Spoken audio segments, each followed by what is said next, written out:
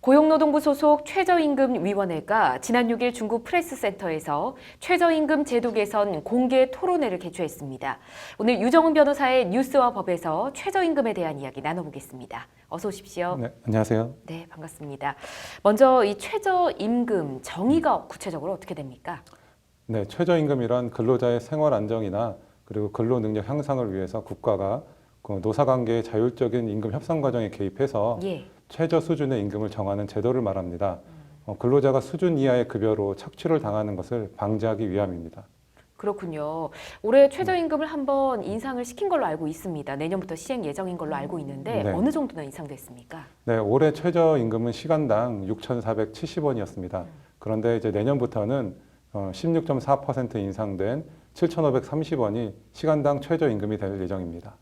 네, 역대 최대 인상폭이었다라는 뉴스를 접한 기억이 있습니다. 네, 맞습니다. 자, 이 최저임금은 그럼 누가 결정을 하고요? 어떤 과정을 거쳐서 결정하게 됩니까? 네, 최저임금법에 따라 고용노동부 장관은 매년 8월 5일까지 최저임금위원회가 심의한 최저임금위원안에 따라 최저임금액을 결정 고시하게 됩니다. 최저임금위원회는 근로자위원, 사용자위원, 공익위원 각 9명씩 총 27명이 구성되는데요. 최저임금의 수준뿐만 아니라 최저임금 제도 개선과 같은 연구 그리고 건의 같은 기능을 수행하고 있습니다.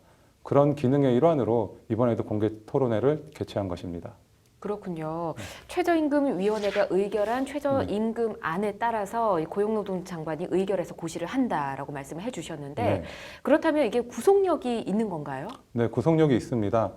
사용자는 최저임금을 이유로 근로자가 받던 종전 수준의 임금보다 낮춰서는 안 되고요. 또 근로계약 중에 최저임금을 위반한 금액이 있다고 한다면 그 금액만큼은 무효가 되기 때문에 그 금액을 지급해야 되는 것입니다. 그렇군요. 최저임금보다 많이 주고 있었다 하더라도 그걸 낮출 수는 없다 이런 조건도 있네요. 그렇죠. 알겠습니다.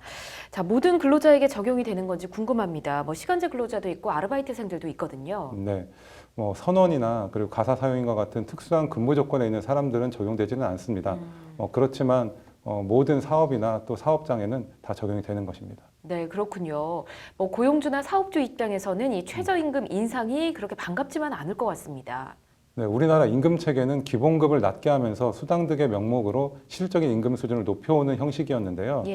네, 경영계는 수당 등을 포함하면 적정한 수준의 급여를 받는 근로자들이 최저임금 인상과 함께 기본급이 같이 인상되는 경향이 생기면서 사업비 부담이 증가하는 어려움이 있다. 이런 것들을 지적하고 있습니다. 그렇군요.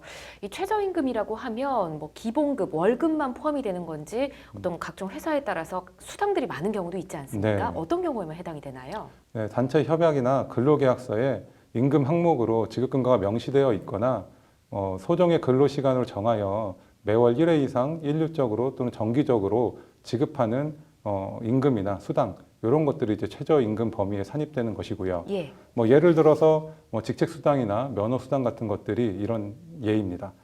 그렇지만 이제 시간의 수당이라든지 이런 근로시간 외의 대가로 발생하는 것들은 최저임금에 포함되지는 않습니다. 그렇군요. 해외에서는 어떻게 하고 있는지 궁금합니다. 최저임금의 범위가 어느 정도 되나요? 네, 앞서 말씀드린 것처럼 기본급 및 그리고 정해진 일정 수당 같은 경우는 최저임금 범위에 포함되고 상당수 다른 나라들도 똑같은 원칙을 갖고 있습니다. 그렇지만 상여금, 숙박비 등은 상당수 다른 나라들은 최저임금 범위로 보고 있기도 합니다. 그렇군요. 만약에 사업주가 최저임금을 위반해서 임금을 준 경우 이 사업주는 어떻게 되나요? 그리고 근로자는 돈을 다 받을 수가 있나요? 예, 최저임금을 위반하여 임금을 받은 근로자는 최저임금만큼은 보장받고 있기 때문에 그 부분만큼은 다시 동일하게 청구를 할 수 있습니다. 네, 또 최저임금을 위반한 사업주는 3년 이하의 징역 또는 2천만 원 이하의 벌금에 처해질 수 있기 때문에 진정 등을 활용하는 것도 좋은 방법이 될 수 있습니다.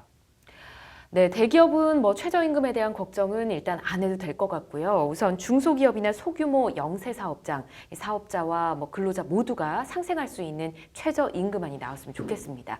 네, 오늘 함께해 주셔서 고맙습니다.